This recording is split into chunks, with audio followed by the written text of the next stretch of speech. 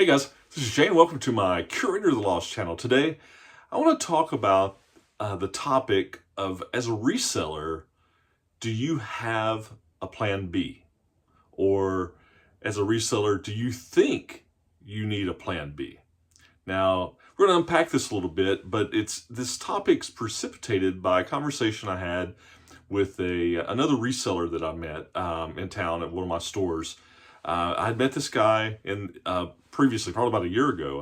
I'd met him at that thrift store, and he told me that he was he was an Amazon reseller, and he went all over North Alabama, and went to stores all over the place, and he did it full time. So I saw him. I hadn't seen him in a minute, and spoke to him. We recognized each other, and asked him how he was going, if he's still selling Amazon. He said no.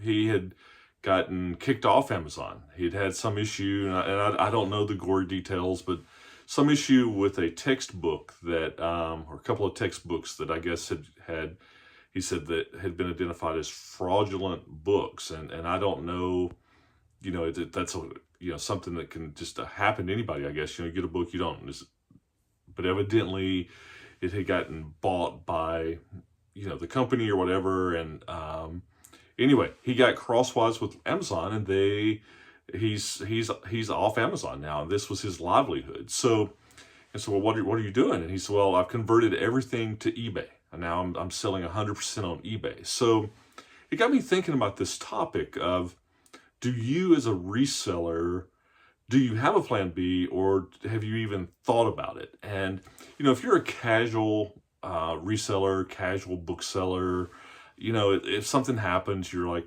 well, okay, whatever. I just don't get to sell anymore. I miss it. But if your livelihood is dependent upon this, then if you don't have a plan B, then you should be thinking about it, and then think about what are the options that I would have. Should I have one? So let's think about the whole. If you're a bookseller or reseller of any type, but you think about in this reselling business, okay, there's a lot of stuff in the middle that we as resellers that we control, right? We can control, how we price our stuff, our schedules for sending stuff in, our schedules for listing, our shipping, how we do that, there's guidelines, there's best practices, but in general, we control that. The two things that we don't really control that are our big risk areas, if you've never really thought about it, it's on both the input and the output. And what I mean by that, it's on your sourcing channels, and it's also on your sales channels, okay? So where you source can be a huge, let's unpack that one first. It can be a huge risk element. And if you've done this for any length of time, you probably have had stores, we talk about the ebb and flow. Well, sometimes it's not just ebb and flow, right? You have a great store that just closes or goes out of business or changes things. Or, I had a video just a few weeks ago where I had a bad store that's turned good, which is unusual. But, so sourcing, you can have stores that are honey holes, that are, it's where you're getting all your stock, or maybe their prices go up, or something changes, and it's where you're getting a lot of your stock, the things you're selling, can go away. So that's a risk on the sourcing side, right? On the sales channel side, you have a limited number of platforms.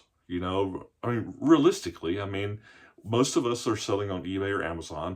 Some people do Facebook Marketplace, some people do Macari, some of the other, other sites. But I would dare say the lion's share of what people are selling on are eBay and Amazon. Unfortunately, those are the games that are in town, and it's their rules, right? So if they do something that you don't like, or if you get crosswise with their rules, right or wrong, just like this fellow I talked to, I have to believe that he was innocent in this, but again, I don't know the gory details, but he got crosswise of it, and he's out, and that's it, right? And you hear horror stories about this, different things that can happen. So on that side, I think that you do have limited options. So I think it's you you're going to be looking at other, you know, other sales channels, right? So I think be prepared for that. Could you do things just on Amazon or just on eBay or just on one of these other platforms? Unfortunately, that's probably the biggest risk in what we do, right? Is that if we as resellers, we're dependent on those marketplaces. And if anything happens to those, it can be detrimental to the business we're trying to do. So if nothing else, I think it's, other than, I'm not saying I have any big secret sauce here. It's something that if you're in this business and you haven't thought about it on both the sourcing side and the sales channel side, it pays to think about it and to have a plan of action in your mind of what you would do, right, in these worst case scenarios.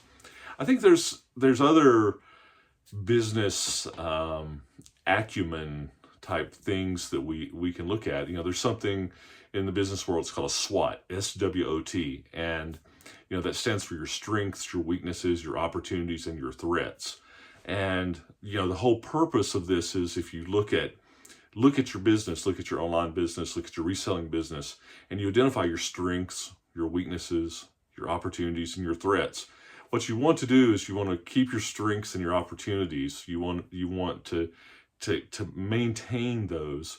But what you want to do is identify weaknesses and identify threats. And by identifying those weaknesses, you work to turn those into strengths. And by identifying threats, you work to reduce those and turn those threats into opportunities. Okay, so again, you can Google it.